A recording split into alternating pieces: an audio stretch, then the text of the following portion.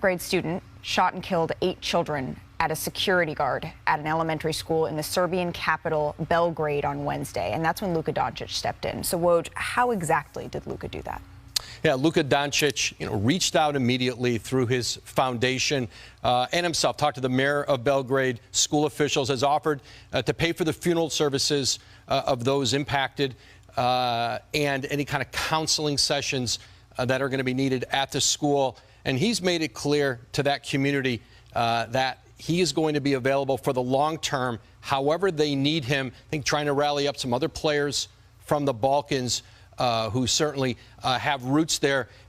He is from Slovenia, but his family, from his father to a grandmother, aunts, an uncle, a cousin, they live within a 30-mile radius of Belgrade. That's a special place to him. And so Luka Doncic has made it clear to them, I am here for you. And he wants to be there in the long term as this community tries to get through this ordeal. That's a tremendous gesture from Luka Doncic in the face of tragedy here. NBA Today. We'll be right back. I'm not going to overrate them, not going to underrate them. Just go out there, hoop, focus on us, and try to win the series. Just got to play with confidence, shoot the ball with confidence, and see what happens next game. Well, Jokic just smokes. Rebound Ayton, back to Booker, splash.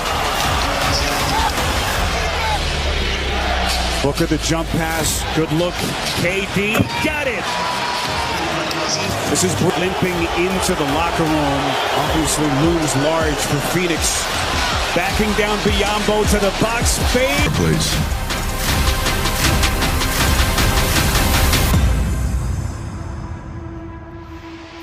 And for more on this series, let's welcome in our NBA insider, Bill Ryder. Bill, the Suns, they're trying to get things on track, and unfortunately, they got to do it without Chris Paul dealing with that groin injury. He's out for Game 3 there. How much of a blow is that for Phoenix, Bill? Jacqueline, it's significant, and I know you can make the case, rightfully so. He's the third or fourth most important player on this team, but there's no depth in the Suns team anymore. They traded away their depth to bring in Kevin Durant. They're going to need help from a lot of places beyond Kevin Durant and Devin Booker, and we know Chris Paul is a winner. He's been remarkable over the course of his career, especially late in games. It's very pessimistic. He even plays in Game 4. It is just absolutely dominant performance from the Nuggets. Maybe. So we certainly get carried away. Kings, a bunch of people wrote them off. They obviously advanced in that series, and the Kings did not.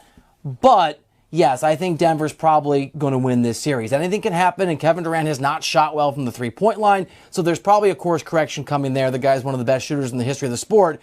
But the Nuggets look so good. Jamal Murray's gone back to bubble form from when he was in the bubble in 2020. He's been remarkable. We know what Nikola Jokic is. Michael Porter Jr., maybe outside of Denver, one of the Boston Celtics, who have a tendency to play with their food a little bit and be a little lackadaisical, are the best team in basketball. I think they've probably got the best 1-2 combo that's left. Maybe outside of, if you want to throw Klay Thompson high enough on the list, maybe outside of Steph and Klay, they have the best defense literally that's left in the NBA playoffs. Their top 3 offense as well. So for me, I would point to the Celtics. But yes, the Denver Nuggets, and there aren't many teams left. Harden maybe coming back and bringing back that velvet outfit. I feel like he was feeling that. Maybe that's what was missing. But what do you need to see from Philly, Bill? Yeah, he's got some style off the court. He's got to find that style back on the court. There's several things, and this, Jacqueline's a perfect example of a single game doesn't make a series. We know Philly won the first game in Boston, and the sky was falling for the Celtics, but it actually wasn't. So you're right, James Harden's got to play better.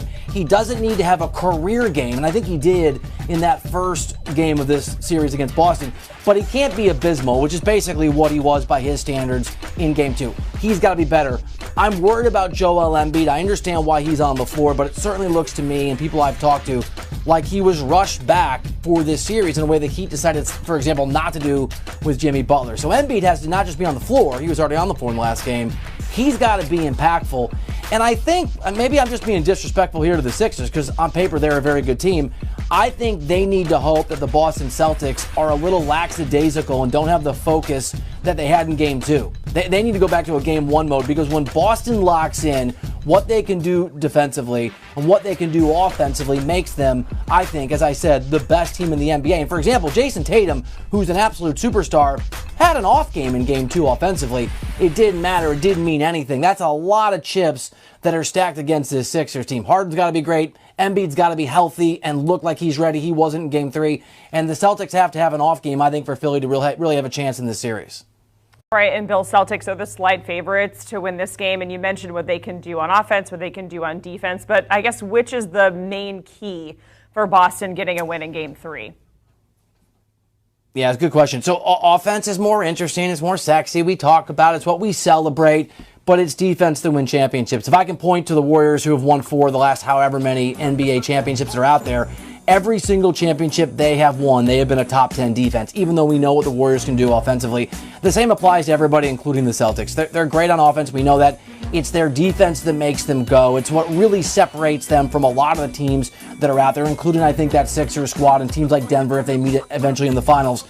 So if you got to pick one, and they're top 3 in offensive rating and defensive rating, but if you got to pick one, it's the Celtics' capability to shut down anyone, any team, any player defensively, and how that can win them a game and maybe even win them a series when the offense may not be clicking.